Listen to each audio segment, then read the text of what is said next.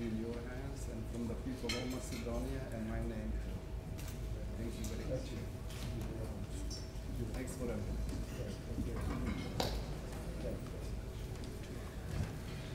Well, thank you very much. What a great honor it is to be here. What a great pleasure it is to see how the UMD has really sort of taken this task of bringing all Macedonians together, whether you live in places like Australia, and by the way, I've been in Australia and I've met Macedonians in Australia, and I've even had some Macedonian jolta in Australia. So great to have people here from Australia.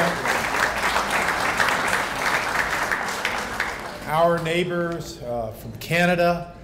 If Macedonia had a neighbor like Canada, Macedonia would not have had some of the problems that it's had over the years. So it's such an honor to be here.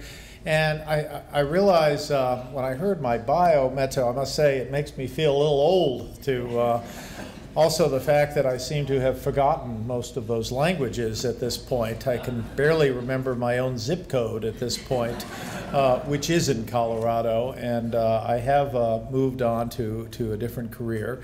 That is, I'm out of the diplomatic service and into the academic service, where, Victor, I deal with a lot of professors like yourself, and in my job as dean. And sometimes it's a little difficult to deal with various professors who sometimes have problems, but I have the experience of being in Macedonia. So any problems I have from professors, I am so ready for those problems. Macedonia has really equipped me very well, and I must say, I was there, it was a very happy time for me, some 15 years ago, when I received the notice that the Senate had actually confirmed my nomination.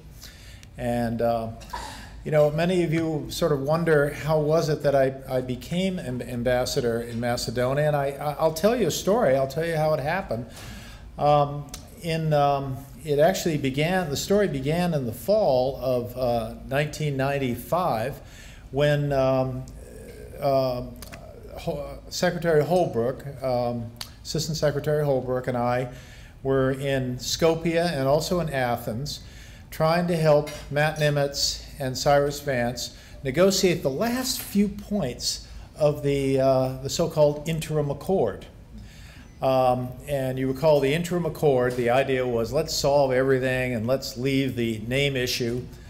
I didn't think we realized that 16 years from then we'd still have the name issue, but we thought it would be a good idea to try to finish off all the issues and try to have sort of a normal relationship between Greece and Macedonia. And the problem was the Macedonians would not sit down with the Greeks as long as the Greeks had an embargo against Macedonia. And the Greeks would not sit down with the Macedonians as long as the embargo had to be in effect. So what to do, as they say. And so the idea came up that maybe we can take these last few issues, which were pretty minor, and try to arbitrate them such that we would announce a date when Macedonia and Greece would sit down. And the idea was that within one day it would be signed, and so no one would really remember whether in the morning there was still a Greek embargo, whereas there was not a Greek embargo later in the day, etc. So we thought this was kind of the way forward. And we thought, and with this agreement, we knew that we were going to be able to establish a normal relationship with the United States, and that Macedonia, we would send ambassadors. So what happened was we sat down, we went to Greece, and we dealt with someone named Papandreou, the older Papandreou, which does give you some sense of how things how time has passed. And then we came up to Skopje, and we sat down with President Gligorov. And we worked through the details of this with President Gligorov. And President Gligorov finally, at the end, he agreed we would proceed with this. And then he said to Richard Holbrooke, he said, I have one more thing, one more request. And Richard Holbrooke said to him, anything you want, what do you want? And he said, could you leave Mr. Hill here for a few years? And Holbrooke said, and then we'll have a deal? And President Gligorov said, of course.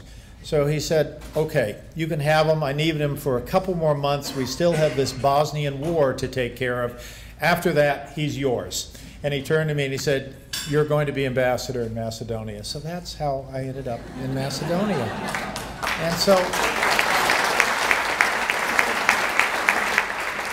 I remember we walked out. This was down in Ohrid, and we walked out. I remember we walked out of the villa of President Gligorov, and I looked out over the Ohrid Lake, across the lake, as the Dutch would say, and I thought to myself, this is not going to be too bad an assignment. So it was such an honor to be involved in it. We did have some difficult times, but we had a great team. I mean, first of all, in Washington, we had, representing Macedonia, the best diplomat. And believe me, I used to deal with all these ambassadors when I was director for the Balkans. We had the best ambassador in the person of Blagojce Stojanovski. And so,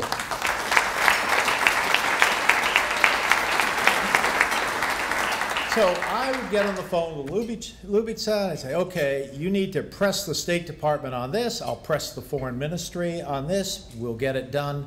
And so often, through that kind of teamwork, we're able to get it done. So Blagojce, great to see you again, and great to see once again the contributions you're making to Macedonia, and frankly to the Macedonian-American relationship. Because Macedonia, you know, if in a perfect world it would not have been born into the neighborhood that it's born. I mean, it's got some problems there, but I think what is very important for Macedonia is it also has some friends. And I think the Macedonians should understand that the United States, as President Clinton's letter just confirmed, has some really good friends in this country.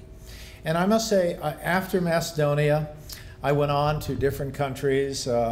I was ambassador in Poland, I was ambassador in Korea, and later I was ambassador in Iraq. I also worked with North Koreans. People would always say, that must have been difficult. I said, nothing compared to dealing with Macedonian politicians. But Macedonia has prepared me for everything. But I must say, there are times sitting in my hotel room in places like Beijing or in places like East Timor, and I thought to myself, my goodness, I wish I were home. So I think you need to, the one thing that Macedonians need to really understand, and that is what this UMD has done, is to bring people together. I mean, Macedonia, for so many years, people would argue all the time, have different ways of expressing things, different ways of resolving things. You need to come together, because I do believe that in the coming months, there is going to be a real effort to try to solve the name issue. It is no fun. It is one of the most painful things any diplomat has had to deal with, because I used to deal with this over and over again. And yet, I think the time has come to try to find a way to solve this. And I think when that moment comes, it's very important, whatever the solution is, because everybody is going to want to do this for the best interests of Macedonia.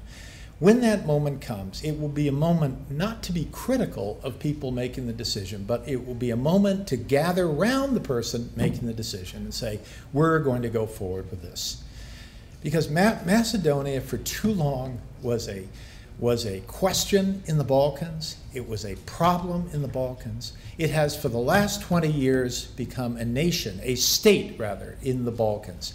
And we need to safeguard that, we need to protect that.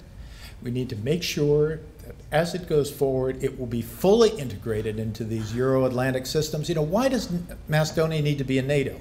Macedonia will never have a military big enough to handle all of the problems that it might have from all of its neighbors. But if Macedonia is a member of NATO, it will not have to worry about those things. So Macedonia needs to be a member of a security system. It needs to do whatever it needs to do to get into that security system.